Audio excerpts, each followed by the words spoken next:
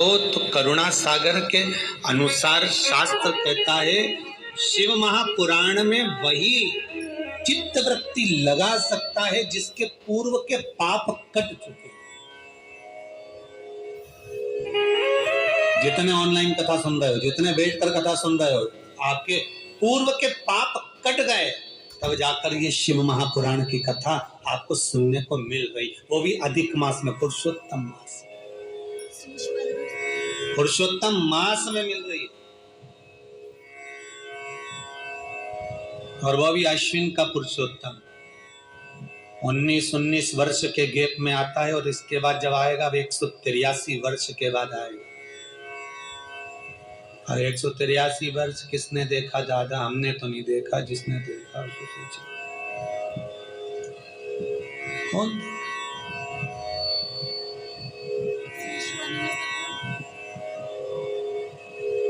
यहाँ तो पल भर का ठिकाना नहीं, एक पल का ठिकाना।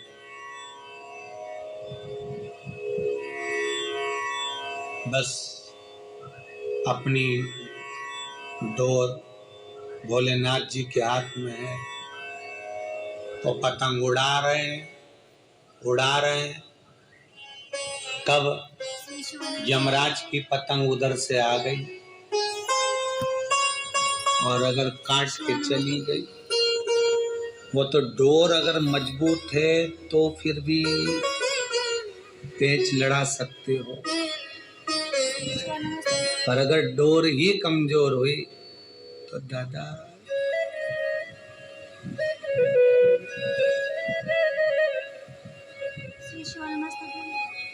एक वो गुरु भजन है ना, डोर कट गई तो कहिए जरा एक लाइन।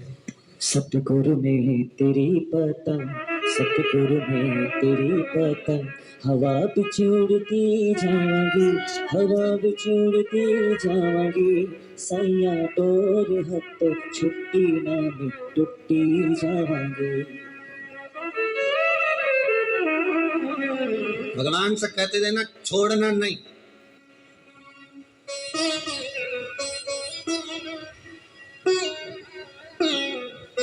अब अच्छी खासी उड़ रही है संसार में, यमराज ने पेंचा में लाया और कट गई।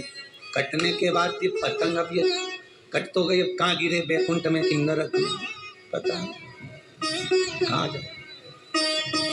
पर एक चीज और है, ये कहीं गिरने से पहले अगर किसी ने लूट ली तो ये भी एक चीज है। कोई सतगुरु, कोई संत, कोई महात्मा, कोई जोगी, कोई सन्यासी, कोई तपस्वी, कोई साधक, कोई उपासक, कोई भगत इसको लूट ले, वापस कट गई तो भी पकड़ ली उसने, फिर क्या होगा? दूसरा धागा बांधा जाए फिर।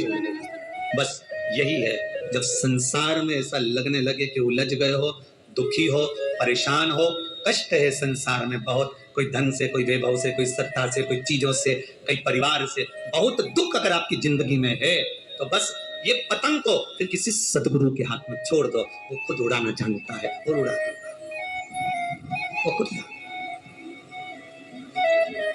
फिर नहीं सोच। संसार में चिपकोगे तो परमात्मा तक नहीं पहुंच पाओगे। रोटी बनाने वाली माताएं बहुत अच्छे जानती है, जितने लोग कथा सुन रहे हो आप में से माताएं रोटी बनाना जानती हो, तो रोटी बनाते समय आटे को उसन कर तैयार कर कर रोटी डायरेक्ट चकोटी बेलन पर बेल दोगे तो चिपक जाएगी, उसमें पलेथन लगाना पड़ेगा, और पलेथन लगाया तो चकोटी में भी नहीं चिपकेगी, बेलन में भी नहीं चिपकेगी, और फिर अच्छी बढ़िया घूम घूम के बेली जाए। और जिसमें अगर पलेथन नहीं लगा तो वो चिपक गई, जो बिना पलेथन लगाए जो चिपक गई उसको तवे पर डालोगे तो जहां से वो चिपकी है वहां से नहीं फूलेगी, बाकी की सब दूर से फूल जाएगी।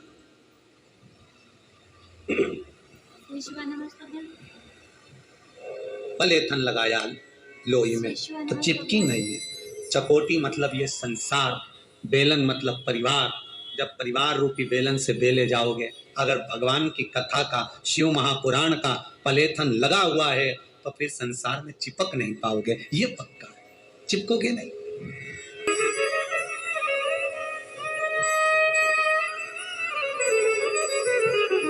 हमारी मांटाबू वाली माता जी तो कहती है, गुरु जी कब मंदिर कब तक कंप्लीट हो जाएगा? हमको आना है रहने के लिए, अब हमारा मन नहीं लगे मान टाप में। अकेले जीव है, जानते हो ना, अकेले बेचारे का। अब सब छोड़ दूं, बस सत्संग में मन लगाना है। जितनी उम्र बची है वो शंकर को देना है। वहीं की वहीं शंकर को एक लोटा पानी चढ़ाएंगे, बेलपत्र चढ़ाएंगे, समी पत्र चढ़ाएंगे, खूब आराम से अपनी जिंदगी भगवत भजन कर कर निकालेंगे। क्या करना है? हो गया जी। आज इंदौर से भी एक माता जी आई, कहाँ गई बेटी? आई, वो भी करेंगे गुरु जी हम 5 महीने, हम भी सत्संग में रमना चाहते, हमें बस सब परिवार सब कुछ है, सब है, पर बस छोड़ते हुए भगवत भजन की ओर रमना, यही इसमें है। एक ये बेटे नागौरी जी,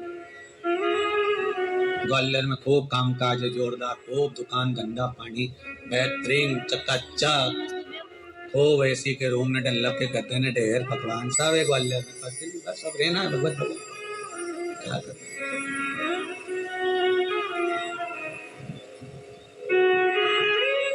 और होना चाहिए। भजन बिना यहाँ रहना मना है, भजन बिना यहाँ खाना मना है, भजन करो तो ये मौका मिला रे, ये मौका मिला है। लॉकडाउन तुम्हारे लिए लगा है कि ये कथा शिव महापुराण तुम बैठकर सुनो, आनंद लो और अपनी जिंदगी को सवार लो। भटकना छोड़ दो दुनिया वालों में, यहाँ चले गए वहां चले गए, वो उसके यहाँ गए उससे काम नहीं बना उसके यहाँ पहुंच गए, उसके यहाँ काम नहीं बना उसके यहाँ पहुंच गए। भटकन क्यों भटक?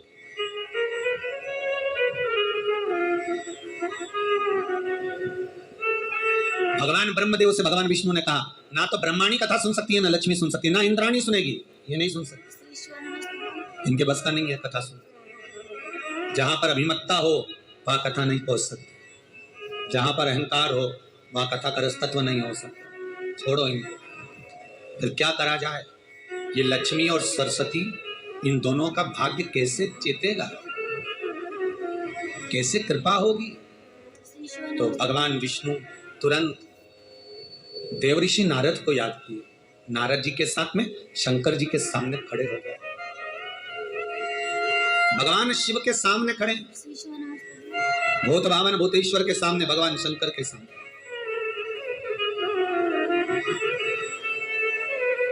निवेदन करा हाथ जोड़कर, भोलेनाथ कृपा करिए, हर हर महादेव। शिव जी बोले कैसे आना हुआ? भगवान नारायण पधारे हो, ब्रह्मा भी साथ में, देवऋषि नारद भी आए, क्या चाहिए? बस बात इतनी सी है कि ये लक्ष्मी, ब्रह्माणी, इंद्राणी, 33 कोटि देवताओं की जो धर्म पत्नियां हैं, इनका अभिमान समाप्त हो जाए, इनकी अभिमत्ता चली जाए और ये कथारस तत्व में लग जाए, कथारस तत्व में समाहित।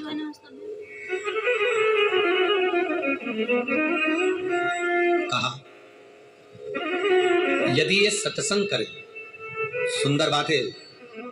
राम जी शबरी के दरवाजे पर जाकर सबसे पहला संबोधन 9 भक्ति में से एक भक्ति कही थी, प्रथम भक्ति संतन कर संगा, दूसरी रति मम कथा प्रसंगा। सबसे पहला क्रम है सत्संग। तो सत्संग किसके साथ करना है? कोई अच्छा गुरु मिल जाए, कोई गुरु भी ना मिले तो कोई अच्छा शिष्य मिल जाए।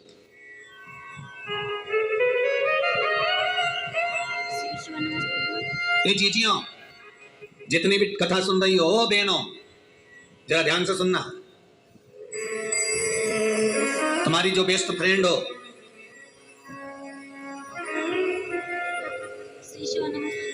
है हाँ, जो तुम्हारी बेस्ट फ्रेंड हो,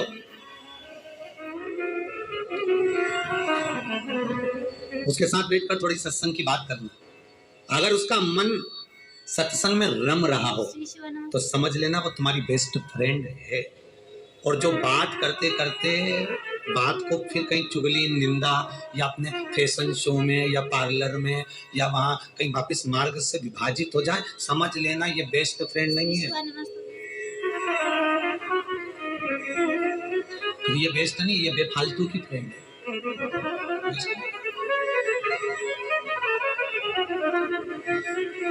रमा दीजिए भगवान की भक्ति। मातंग ऋषि के आश्रम में सबरी बैठी थी, भिलनी दौड़ कर गई थी। मातंग बाबा ने कहा क्या बात है? मैं भिलनी आई हूं, मैं घर छोड़कर, मैं कहीं जाऊंगी नहीं, यहीं रहूंगी। ठीक है। मातंग बाबा जाने लगे तो भिलनी ने कह दिया आप तो जा रहे हो पर मेरा कल्याण कैसे होगा? मैं क्या करूं? मेरा कल्याण कैसे हो, तो चिंता मत करना, रोज बुआरी काटना, रोज सेज बिछाना, रोज झाड़ू लगाना, भगवान आएंगे। प्रतीक्षा करना, बाट जो ना, इंतजार करना।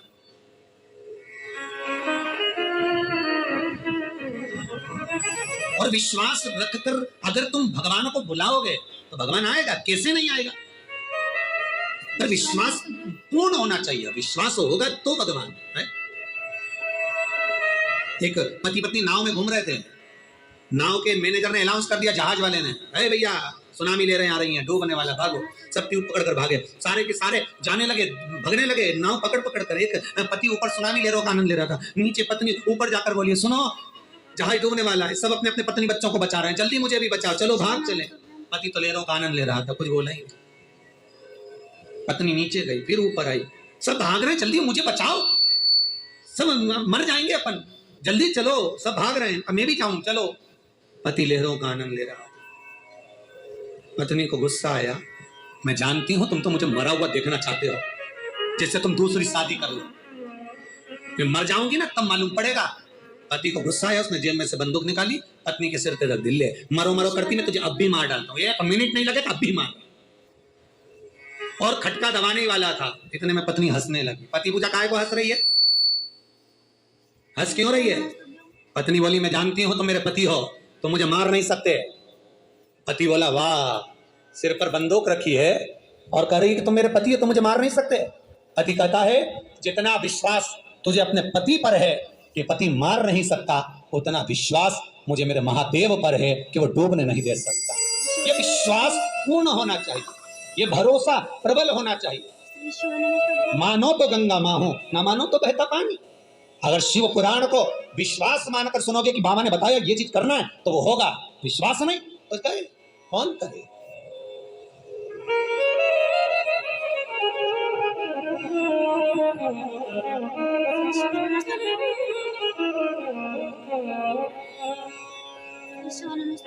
सास बहू से कह रही है बेटा अभी तेरी तबीयत खराब रहती है, जाते का समय है, थोड़ा घर में हिल हुल के काम कर लिया कर, काम करेगी तो ऑपरेशन से बच्चा नहीं होगा, अच्छा नॉर्मल डिलीवरी।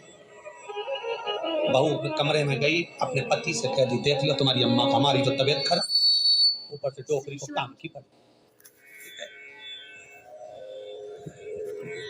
अब सास ने ये बात कही, उसके बाद में सास ने नहीं बोला, फिर मायके से माँ आ गई, बहू की माँ। उसने कहा बेटा थोड़ा काम करा कर तो थोड़ा अच्छा रहेगा, तेरे को बहुत लाभ मिलेगा, ये होगा वो होगा। फिर बहू काम पे लग गई, झाड़ू भी लगा रही, पोछा भी, क्योंकि सास कह रही थी तो बुरा लग रहा, माँ ने कह दिया अच्छा लगा। अरे ओ गांधारी की बहनों, विचार करो, सोचो, 1000 बार अपनी बुद्धि पर, विवेक पर विचार करना कि दुनिया में कोई किसी का बुरा नहीं करता, बुरा केवल एक समय होता है जो हमको अपने आप में बुरा बना देता है। कई लोग कहते हैं, कई हमारे पास में भी कई लोगों की खबर आती है, उसने गुरुजी टोना मार दिया होगा, उसने गुरुजी हमारे दरवाजे पर ना जाने कौन सुबह सुबह नींबू पटक जाता, तो हम मेरा दरवाजे पे लिख दो कि एक साथ 1 दर्जन पट को अचार बना देंगे, क्या एक नींबू का लिखे जाता। अरे गुरुजी हम उनके यहाँ गए थे, जब से वहां पर जाकर हमने खाना खाया तब से हम बीमार पड़े हुए हैं, उसने जरूर मुझे कुछ खिला दिया होगा, हमें तो कहीं का नहीं मिलता। बताओ कौन बुरा करेगा। बस इतना याद रखो, जिस रोड पर चल रहे हो वो रोड कभी सीधी नहीं जाती, उस रोड में कहीं ना कहीं टर्न आता ही है। किसी भी रोड पर जाना, अपने घर से निकलकर किसी भी रोड पर जाना, कहीं ना कहीं थोड़ा सा टर्न आएगा, थोड़ा सा मुड़ोगे। यही आप गौशाला आ रहे हैं तो वे भंडारी का मंदिर पे आ रहे हैं तो भी निकल के जाएंगे तो रोड में टर्न मिलेगा, सीधी रोड कोई नहीं मिल सकती। भले हाईवे पर चल लेना, भले यमुना एक्सप्रेस वे चल लेना, तुम्हारी मर्जी पड़े, जिस रोड पर जाकर देखना रोड में टर्न जरूर आएगा। उसी तरह जिंदगी में सुख और दुख का टर्न जरूर आता है। आप अगर अच्छे चल रहे हो, थोड़ा सा दुख का टर्न आएगा, फिर सीधी रोड जाएगी, फिर टर्न आएगा। सुख और दुख ये दोनों रास्ते की तरह है, मिलेंगे जरूर, चाहे तुम कुछ भी करो। और किसी पर इल्जाम मत रखो कि उसने ऐसा कर दिया होगा, उसने ये बोल दिया होगा, उसने ये कर दिया होगा। अरे क्या आग लगे बस्ती में, अपन रहो मस्ती में, क्या किसको रोइए, चादर तान के सोइए, अच्छी जिंदगी।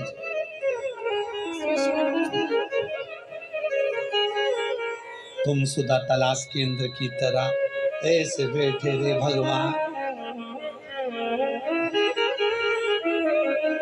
भगवान भी बोले काय को कथा में आ गई री, घर पे टीवी देख ले तू तो जा, क्यों बैठी। कई लोग कथा में आकर बैठते तो ऐसे बैठते जैसे इनको मार ठोक के बिठाया, हिल मत जा, बिल्कुल जा।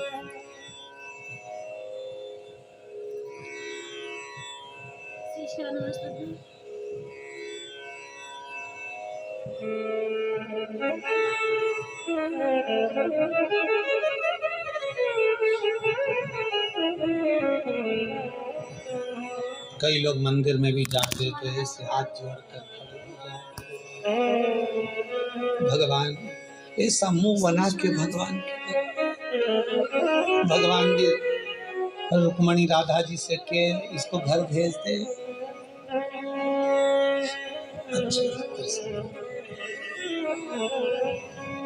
मंदिर के अंदर भी जाओ ना भगवान से मिलने, होठों पर लाली हो, मुख में नागर पान, गले में सुंदर माला, सुंदर वस्त्र हो, तेल कंगा पाटा पाटी बांध के फिर भगवान के सामने जाओ। कितना भी दुख हो भगवान के सामने प्रसन्न दिखना, भगवान भी कह देगा इतना दुख होने के बाद भी इतनी प्रसन्न है, जा ऐसी ही प्रसन्न बनी रहे। दुख कट गया, दुख कट गया। और जो भगवान के सामने गया दिया मत्ती भगवान के काय को आ गई लीला बाई, प्रसन्न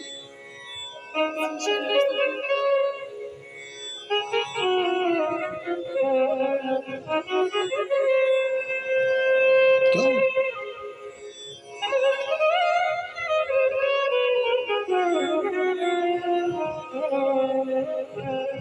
कुछ नहीं बिगड़ा, अभी भी समय बाकी है। मन को, चित्त को, वृत्ति को खुशियों में भरो, बहुत प्रसन्नता की जिंदगी जियो, बहुत प्रसन्न। देवराज ब्राह्मण होकर पूर्व समय में जो उसने कर्म करा है, देवराज ने जितनी भक्ति धारण करी, देवराज ने जितना स्मरण करा, देवराज ने जितना नाम जाप किया, देवराज ने जो कर्म किया था वो सुखमय होता है। अजामिल की कथा कहती है भागवत जी में कि उसके बेटे का नाम नारायण रख दिया। नारायण को ऐसे रखा जाएगा नाम? जो वेश्याओं का संग कर रहा है, वेश्यावृत्ति कर रहा है, वेश्या से विवाह कर रहा है, उसके घर में नारायण नाम कैसे रख सकता है भला? वो कौन था ये अजामिल? अजामिल ब्राह्मण था पूर्व समय का, और ब्राह्मण कुल में जन्मा, ब्राह्मण कृत्य करा, ब्राह्मण कर्म करा, खूब पूजन पाठ अर्चना खूब करी, दिल से भजन पूजन करा उसने। बस अंतर इतना आ गया कि एक मित्र के साथ निकल के जा रहा था। मित्र ने कहा रुक जा अजामिल, मैं अभी आया। मित्र से पूछा कहाँ जा रहा है? बस सामने वेश्या का घर था। मित्र कहा मैं अभी आया अंदर से, और मित्र उस वेश्या के घर में चला गया। वेश्या के घर में जब मित्र गया तो मित्र को ढूंढने के लिए अजामिल अंदर चले गया। एक वेश्या को देख लिया, बड़ा सुंदर, बस उसी में मन रम गया,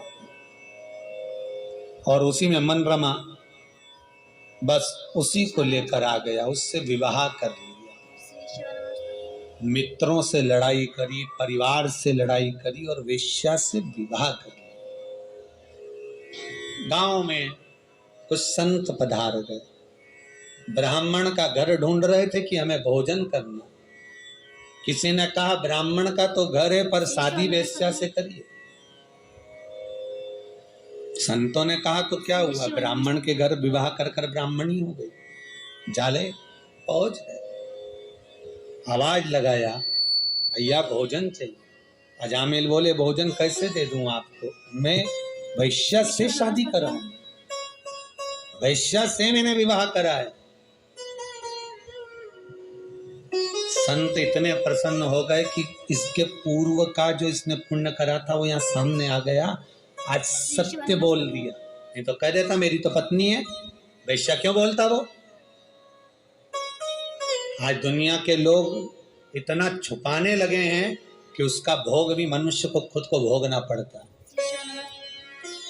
अगर किसी के यहाँ कोई गमी हो गई, कोई पानी मांग रहा है, तो पहले बता देना चाहिए भैया हमारे यहाँ 4 दिन है, 6 दिन है, 5 दिन है, हम पानी नहीं दे सकते, पीना हो तो दे दें, आप बोलो तो।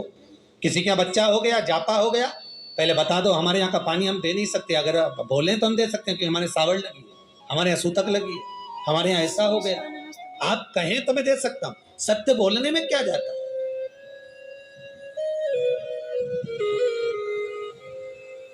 पर नहीं, अजामिल ने सत्य बोल दिया। संतों ने भोजन करना चाहा, अजामिल बोले भोजन तो करा दूंगा बामन संतों, पर देने के लिए दक्षिणा नहीं है, क्या नहीं चाहिए? पक्का? पक्का। कराया भोजन।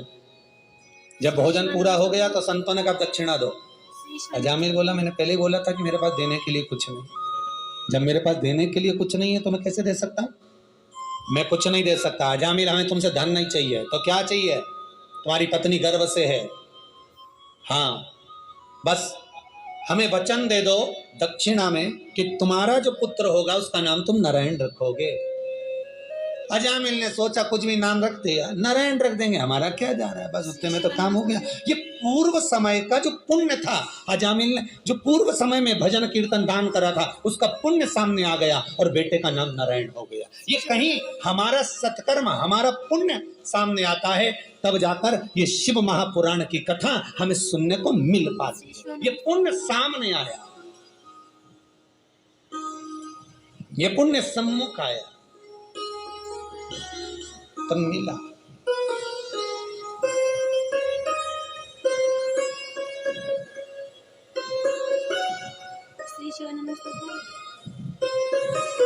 तेरी कृपा बिना न हिले एक भी अणु, लेते हैं श्वास तेरी कृपा से तनु तनु। ये कृपा वही करता है तब होता है। देवराज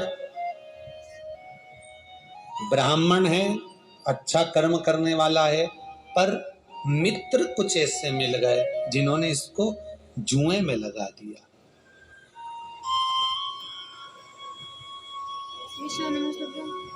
जब जुआ खेलते खेलते कर्जा बढ़ गया देवराज पर,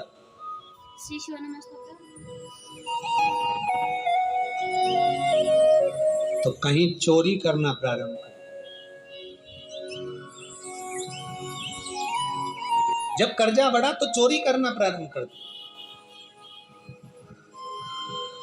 पहले भी कहा, आज फिर कह रहा है, अगर कर्जा ज्यादा बढ़ रहा है, चूक नहीं रहा, कमाई उतनी हो नहीं रही कि कर्जा चूक जाए, तो कर्जे को समाप्त करने के लिए कार्तिक के महीने में प्रतिदिन आंवले के पेड़ के नीचे 5 घी के दिए, उसमें पीली सरसों डालकर जलाना प्रारंभ कर देना। कार्तिक के महीने में अगर कर्जा चूक नहीं रहा, लक्ष्मी आ नहीं रही हो, संपदा दिख नहीं रही हो, कोई व्यापार नहीं, कोई व्यवसाय नहीं, कोई काम नहीं, बहुत परेशानी, तो पूरा कार्तिक का महीना, पूरा महीना कार्तिक का, घर से कोई भी व्यक्ति जाकर 5 दिए लगाए, घी के, फूल बत्ती के, लंबी नहीं, फूल बत्ती,